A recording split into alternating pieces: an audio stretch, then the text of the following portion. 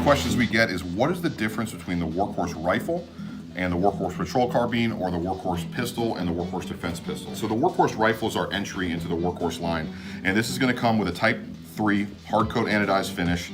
It's going to come with a mil-spec charging handle and a single-sided safety, which you can see right here.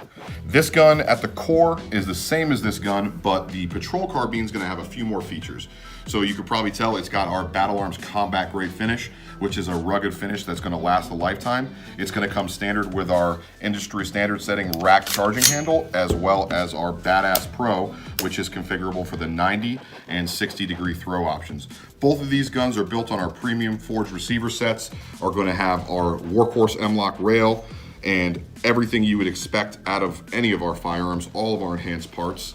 But the patrol carbine and the defense pistol are going to house some of our upgraded parts, such as that.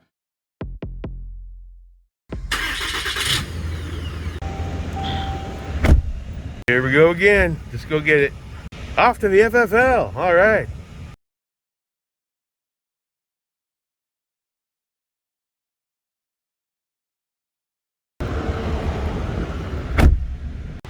Another successful pickup at Larry's Guns and Ammo. All right. Get you home, little fella. Go time. Mission accomplished. Okay, so the Battle Arms Development Workhorse Forged Lower. I came across this. It was a blem sale on Primary Arms. I had looked at some Battle Arms stuff in the past. I had one of the bolt catches on one of these. I think the Gray Man, the Suns 13.7. Initially, when I was at the stage where I was going to do a mix and match of parts with the Anderson to do a future build, and I changed my mind. In between that, I figured, you know what, $69 for a lower that normally sells for, well, anywhere from 100 to 125. I found online. I figured that was a good deal. I looked at the specs. It's 7075 T6 forged aluminum. It has a broached magwell, whatever that means. I've never heard the term broached before. It's got a set screw bolt catch pin. It's got a captured takedown pin detent spring and a receiver tension screw like my Noveski. So I was like, you know what? That sounds like a winner. Let's go for it. You know, if I don't like it, whatever, I can grab another one, a better one. But I think it's going to be just fine for 6.0, at least for a while. So, it didn't come with any stickers. This is the one that came with my bolt catch. So you get a sticker with a bolt catch, but not a blem receiver, which is weird. But whatever, who cares? Let's check it out. What's in the box? Lower hardware kit with the screws. Cool. Let's take a look at that bad boy. I looked at it in the store. I don't see where the blem is, but just like BCM and Geisley. Battle Arms Development Incorporated, Henderson, Nevada, USA. Nice thick walls.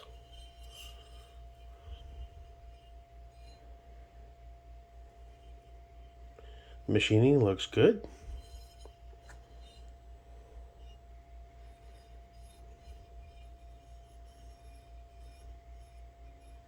Right here. Oh no, that's supposed to be there. Okay. I'm just trying to find the actual blem. There's a tiny imperfection, if you can even see it, on the tip of that.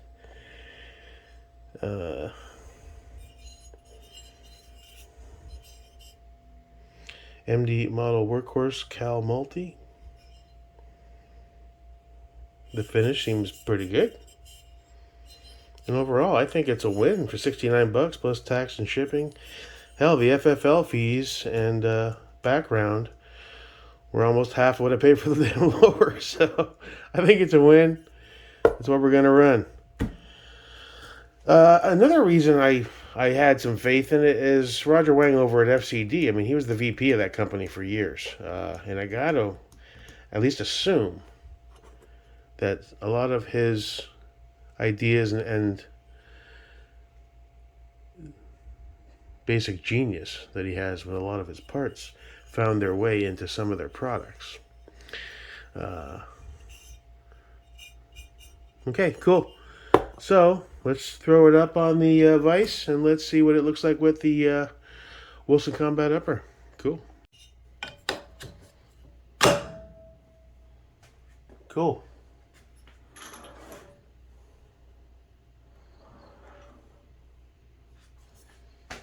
All right. Don't have any pins in there yet, but see how that fits. Pretty good. And with the set screw, there'll be no slop at all. And I did decide that I'm going to run my SLR 12.25 on this because the barrel that's showing up tomorrow, I believe, is a 13.7. Why did I go 13.7 when I was hell-bent on 15? I went back and forth. I was going to get an FCD rail and a 15-inch barrel for 6.0. And I kept going back and forth. Then I was going to get a Triarch 13.9 for the Noveski and swap the 14.5 over to this. And I went back and forth and I did more research and I looked at what I had and ultimately, I mean, 13.7, it's my most comfortable rifle. I love my son's 13.7. I find it's the best mix of you have enough length and rail space. Pick rail space to get what you need done. You can get a good grip, but for CQB tight quarters type of shit, even in the truck, it's a lot more maneuverable than a 16-inch barrel with a 15-inch handguard.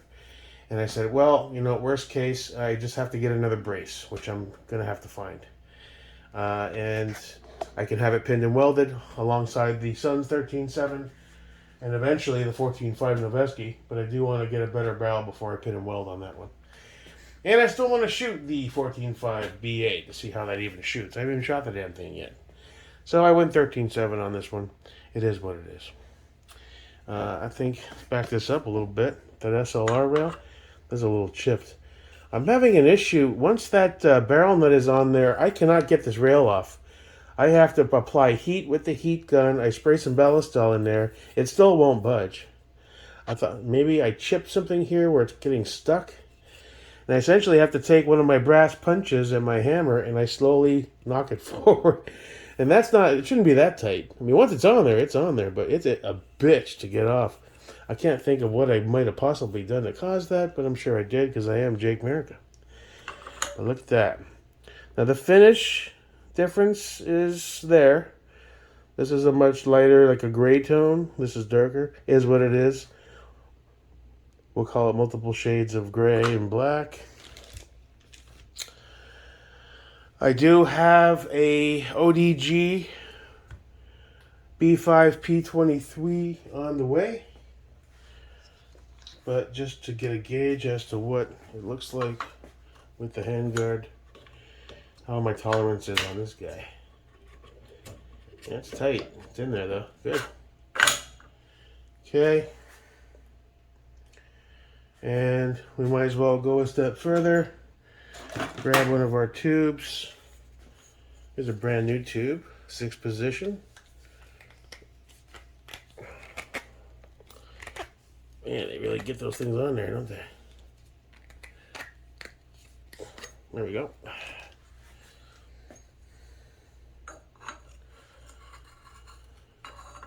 Careful not to cross thread, you dumb son of a bitch. There you go.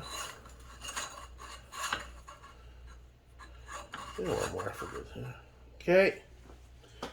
Let's steal the brace off the Noveski real quick.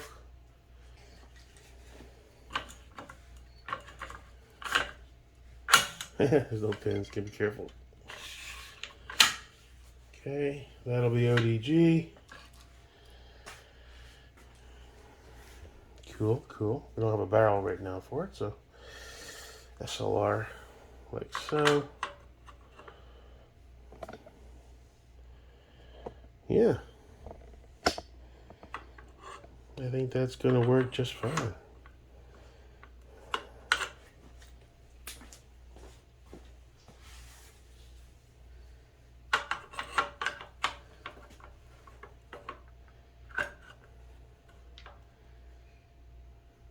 The Fitment will be decent enough. You know what? And this rail will be fine on this. Yeah, 12 and a quarter, 13.7. That's 0.75 plus 0.7. What's that? 1.45. So I'll have a little bit of pop out, not much. Be easy to suppress it down the line. And the 14.5 with the rail that's en route. One that's en route is a 13.4. 13.4 to 14 is 0.6 plus 0.5, so 1.1 inches is also perfect for the Noveski. We'll be able to suppress that too.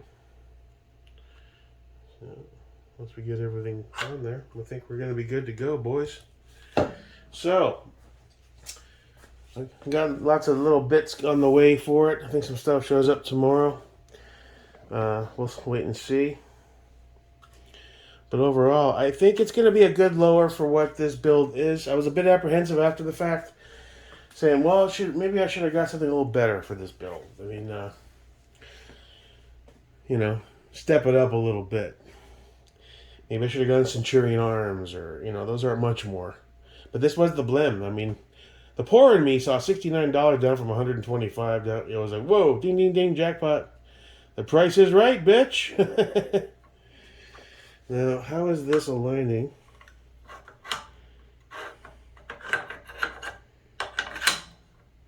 Just that forward assist area was looking a little recessed. Yeah, okay. I think it's a winner, guys. I think we're going to be fine.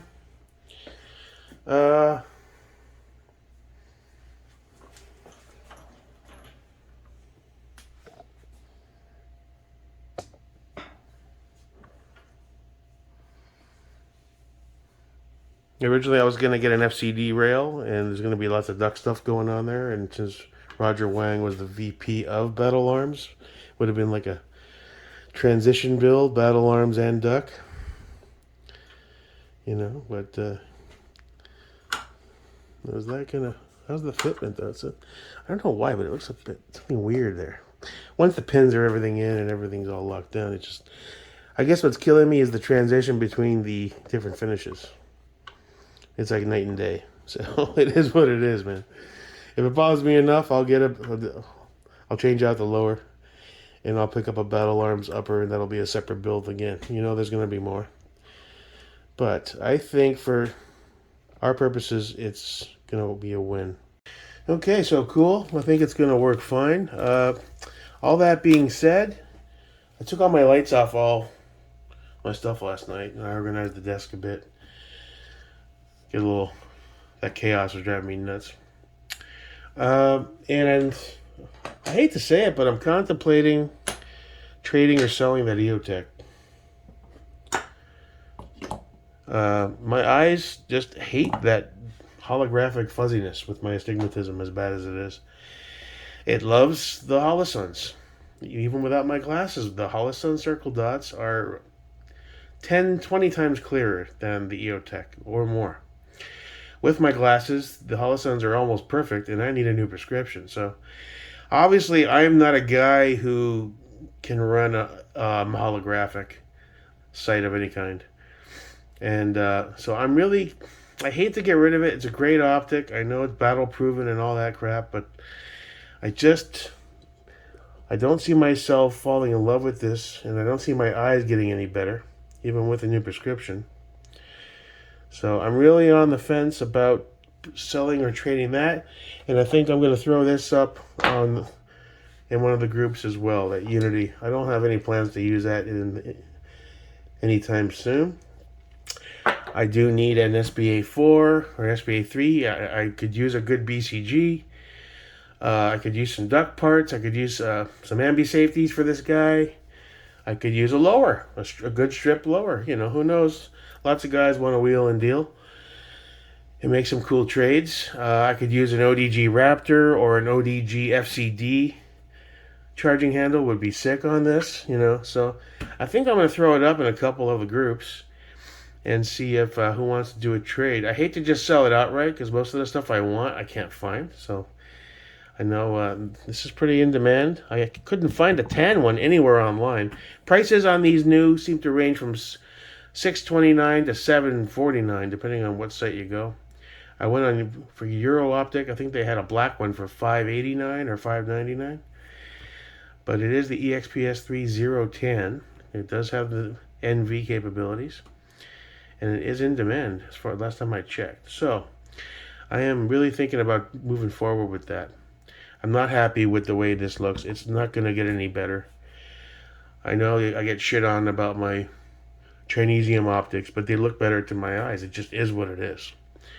If one of these manufacturers, Aimpoint, Trijicon, them, if they can come out with a circle dot reticle or some variation of it that's LED based, that has the clarity of the Holosun, I'll be the first one to jump on board and spend the cash. But they don't, and for some reason I don't know why, because Holosun's starting to really kick ass in that market. So that's that. As far as the rest of the parts concerned, I got stuff showing up, I believe, tomorrow. And we'll move forward. I've got pins on the way. We'll get this pinned up.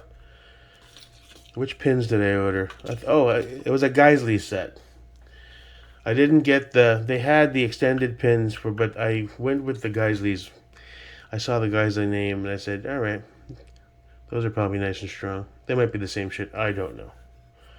But I think it's going to win. The finish difference is, it kind of sucks. I wish they were the same, but it is what it is. You know, down the line, if I have this thing Cerakoted maybe, who knows? It won't matter. In the meantime, the guys like their multiple shades of FDE and ODG, so we'll do multiple shades of black. Maybe I'll start a Jake Merica trend. Who knows? All right, so that's about it for the Battle Arms Development Workhorse lower. The $69, blem. There isn't a single scratch on it. Everything looks to be in spec so far.